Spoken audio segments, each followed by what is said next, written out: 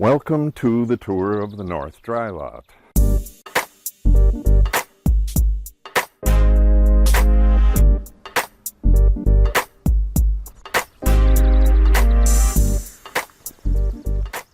Here is our electrical supply for the fence. This is a poly rope fence, I guess it's called. I don't know if I ever get that right, but this is an electric fence, and it will put you on your ass if you touch it when it's on. It is off right now. Water supply from a hydrant, and the well is way the hell up there. This is a shared well system, so we have underground lines running. It actually runs across the road there where Blue is standing and runs over to here. This one actually has a problem right now and is going to be replaced. This is the wrong kind of hydrant for here, so that's going to be replaced with a, what the hell are they called? A sanitary hydrant. This is not a sanitary hydrant, so we're going to change that over to a sanitary hydrant later this summer. Right now we run water from a bunch of hoses to down here, and I also use that to water my little prairie experiment right there. But back to the dry lot. The dry lot, well, I don't even know what size this is, but we had this cut into the hill. Flatland is incredibly hard to come by around here. Well, you basically have to make it. Our house was on the only tiny little bit of land that was flat enough to build a slab house. Everything else around here we would have had to go with, they have to jackhammer the rock underneath the ground, and it's a big deal to get a flat spot around here. But that's what this is. We had two different people doze this. The one guy went to the limit of his dozer, I believe, and it still wasn't anywhere near big enough. At the time we had planned on putting a building down here, putting a shed here, because we didn't own the shed we own now. The neighbors owned it at the time. But then we turned it into a dry lot for the horses. And yeah, when they were dozing this, you could see where the old hill horizon lies. They hit tons and tons of boulders. These have rolled out since the last time this was cleaned out. They'll drop out. Yeah, see, that one's gonna roll down anytime now.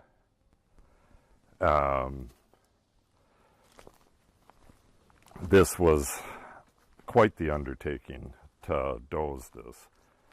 I forget what his dozer was, but I believe the last one that came through here was a D9. Maybe mistaken, but it was a giant.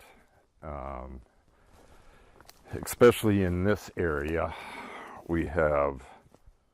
this is the top of the ridge here, and this stone is just under the ground right here, and it runs through here and across the road. It runs right through my little prairie, and they had to come with big heavy machinery just to get the water line in.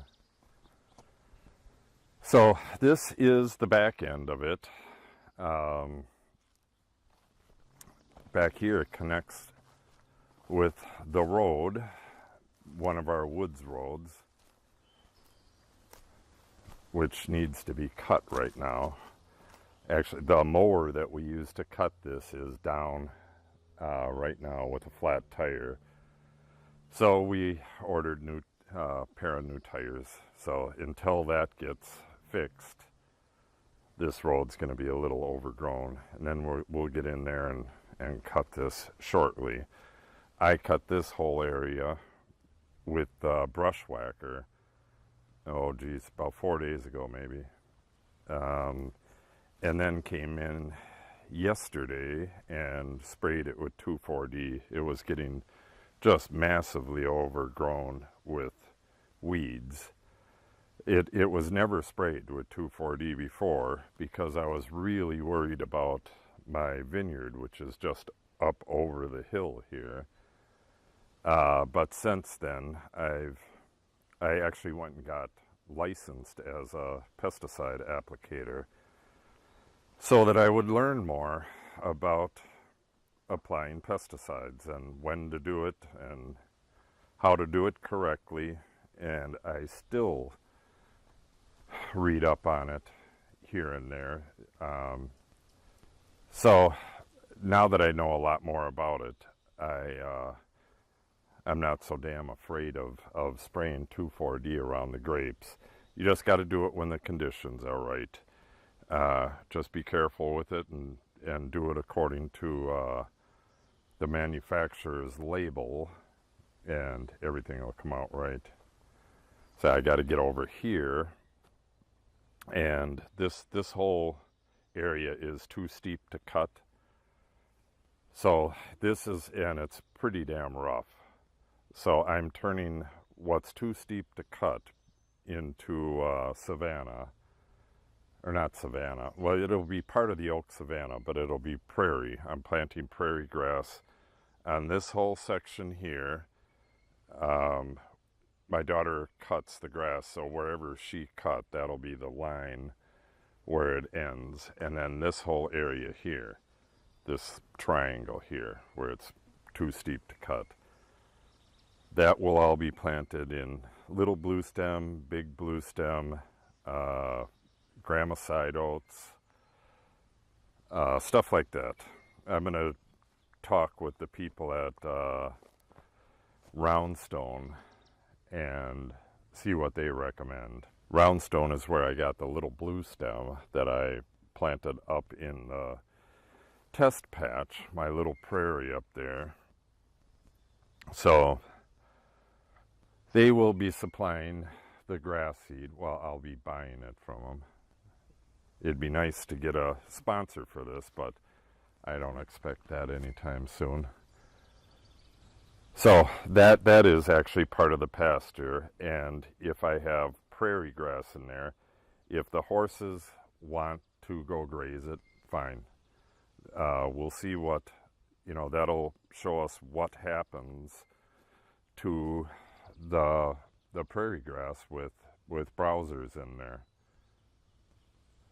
Most of these trees will be coming out, and I'm going to be planting a large bur oak. Well, I won't be planting a large bur oak. I'll be planting a bur oak right over here about where that rock is. Possibly up towards the top, but see, we can cut this flat area, and the horses do come through here. So they come through here and go down this way. So I'll watch where the horses want to go and let that decide where I plant the bur oak. That's part of the savanna creation. Doing a little bit of savanna creation, oak savanna creation, and combining that with oak savanna restoration. There's some giant oak savanna trees. There's one right through here, and there's 4 or 5, 6 of them right through here that I'm going to be clearing around. That's part of the restoration. Part of this will be creation. And between the two, I should get a nice chunk of oak savanna back on the map. The round pen is, I believe, 35 feet, somewhere around there. My wife came up with like a minimum size. I've seen them much smaller than this, and I've seen them bigger than this, but this is awful damn big. It takes up a big chunk of the largest spot on our flat area. So it's very expensive to have an area this big, this flat, and not have a building on it. So, them horses are awful damn lucky. The sides of it here have crown vetch. You know, I've read this is another one of those things where people say, oh, crown vetch is poisonous to horses. It may be, but they don't touch it. Unless your horses are starving, they just don't eat the stuff that's bad for them. I've seen them eat apples and stuff, whole apples, and apples are, you know, supposedly bad to them. I'm kicking rocks out while I'm talking. But they don't eat anywhere near the quantity that it would take them to even have a bellyache. So the crown vetch is okay. They eat right around it. They go in and get this, I think this is rye grass back in here. But this will be changing very soon as well. The crown vetch will be going away, not because it's poisonous to horses, but because I want to replace it with a prairie alternative, a native grass alternative. I'm not quite sure which one I'm going to be putting here. I guess big blue stem works pretty good. I have shade here. So again, I'm going to talk with the people at Roundstone and see what they recommend. Yeah, this is the side of the mountain, side of the hill that has become exposed. That wasn't there. You couldn't see that not that long ago. The dirt that was on covering it and some of the stuff on top of it has fallen away. We were hoping that we could clear back to a rock face right here and put like a barn here, but things have changed. Now the haymow is going to become the center, and I'll be putting a roof on it and other stuff. You'll have to look at that video. I forget what it's called. Haymow, shipping container haymow or something like that. So go check that out and I'll describe what I'm doing with that. But this, again, this will be redone. I've already sprayed this chunk between these two posts here, working down, and I've sprayed that whole area up top with glyphosate to kill it back, and then I will kill it back a few more times this year, and then again in the spring. Then I'll plant this stuff. And once I find out what wants to grow here, I'll plant the rest. I have to kill a more shady area down there as well. So between the two plots, I'll know what to plant, and I'll use that information for the really steep parts, you know, off in the woods and stuff during the rest of the savanna restoration / creation. So I get back to this. The round pen is just, you know, a bunch of panels that interlock with each other, and then this one gate piece. So what we need to do, we have to, we had a large load of sand put in here, and we're not real happy with the quality of this sand. It's got a lot of rock in it. So we'll probably have somebody else put the next load in. Different contractors use different quarries or different sources, and some are just better than others. What we want here is river sand, which is, I believe it's free. There's a giant pile of it down by the river there when they dredge the river, and even if you do have to pay for it, that's what we want. We want something with less rock in it. than this. I believe this is from the quarry.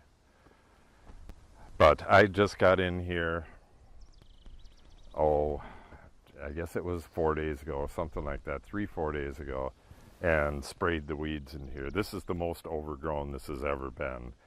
And one of our horses had a couple abscesses on, well, he had one abscess on a front hoof and one abscess on a back hoof. And those went away 9 months ago, but they blow out a little, like a little keyhole in the hoof. So he's still healing up. That's almost grown out, but you don't want to work him and have that break off, chunk of the hoof break off. So he's just over there eating in the pasture, having a good old time and not being ridden or worked. And then if you take the other horse away, Blue, which is his girlfriend, he gets very upset and runs around like a crazy horse, which is also not something we want, because he can, again, chip a big chunk of that hoof off, and that would be, you know, it could be real bad or it could just be uncomfortable for him. Either way, we don't want it to happen. So the horses haven't been worked out as much as they should, and you know, that churns up some of this green and kills it off. So it's been up to me, and I just didn't have time for it until I made a little time a few days ago. Now I just got to come back in here.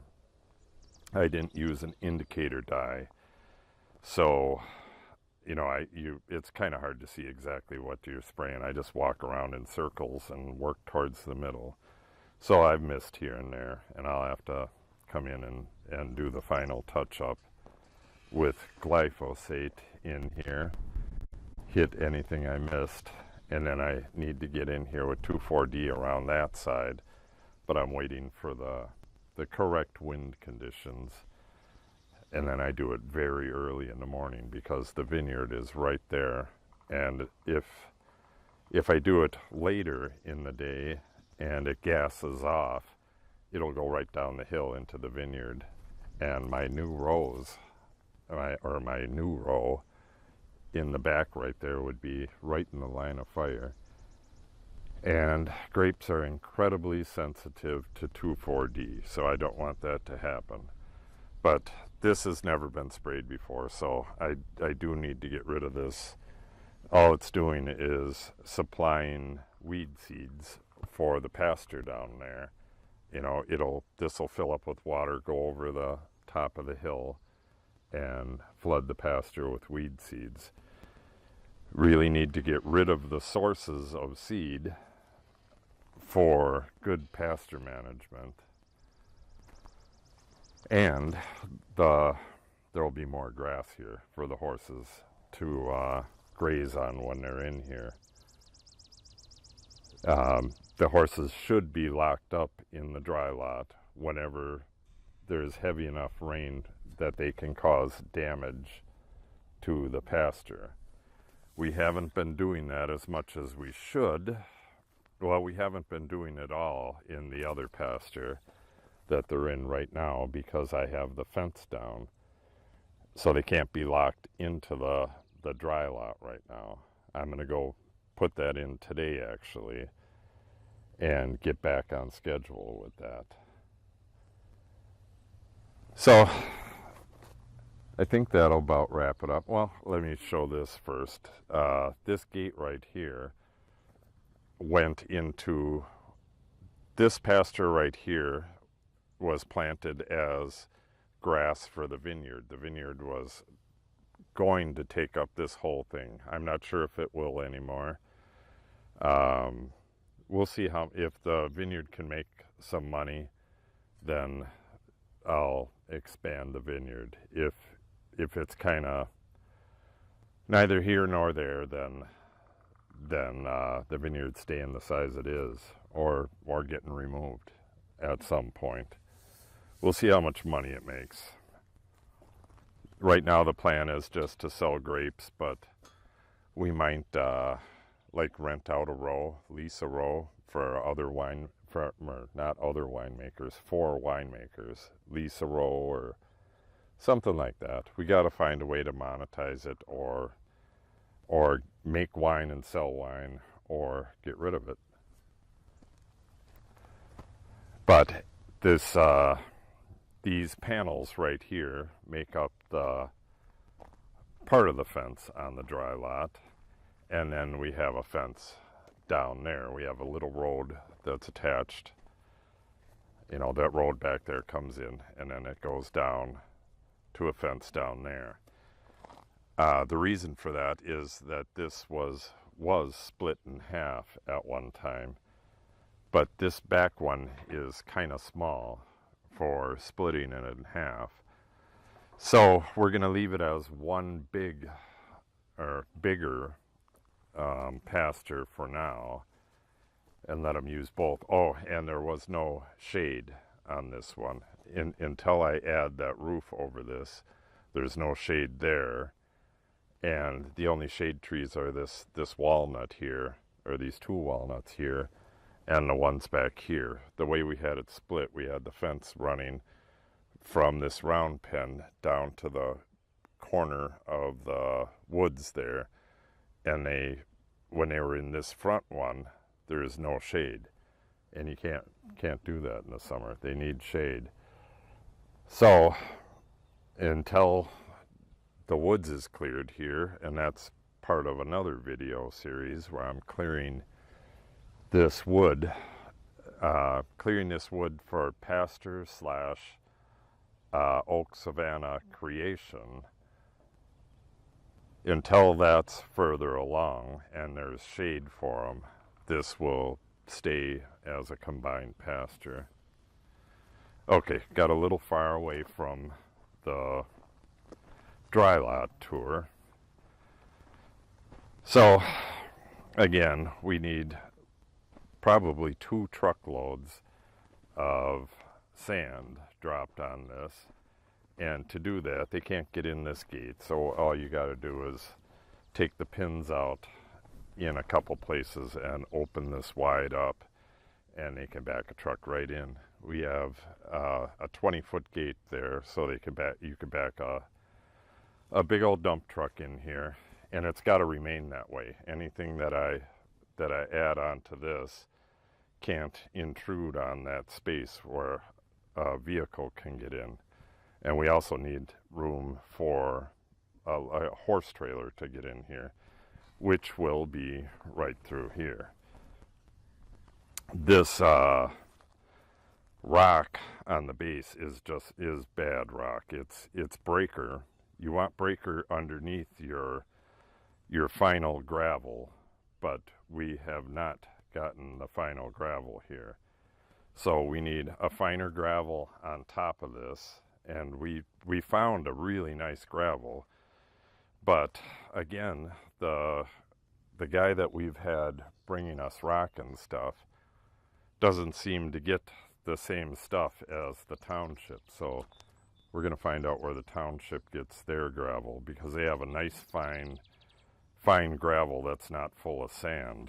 The stuff that our contractor guy has brought us is like 60% sand and 40% fine gravel. We want 100% fine gravel. We don't need sand in here either.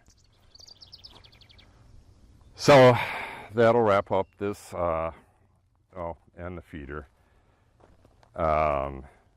This dry lot will continue to use this kind of feeder. You got to yank these things out of the mud every once in a while, or they'll start sinking. This dry lot's different. The other, when this was sitting where it used to be, it sank way the heck down, like up to here, into the mud. But in a dry lot, the mud is only right on the surface, so I guess it's all right. But what we need to do is put, they make a slow feeder top for this that's kind of weighted, and as they as they eat the hay, it drops down, or they push it down to get more hay out. Otherwise, when you put brand new hay in there, they toss it all over the place trying to get at the tastier bites below, and they make a big mess. And that right now we're doing everything by hand, so we just and we can't afford to let them throw it on the ground like that. They need to eat it. So we have to use slow feeders to keep them from making a big mess. We really need a skid steer or a loader for the Ferguson, so we have some kind of mechanized handling for manure and hay, but just not in the budget yet. Okay, that'll wrap up this little tour of the North Dry Lot. Make sure you subscribe and hit the notification button so you're notified when we post new videos. Also, a like would be nice. And have yourself a great day.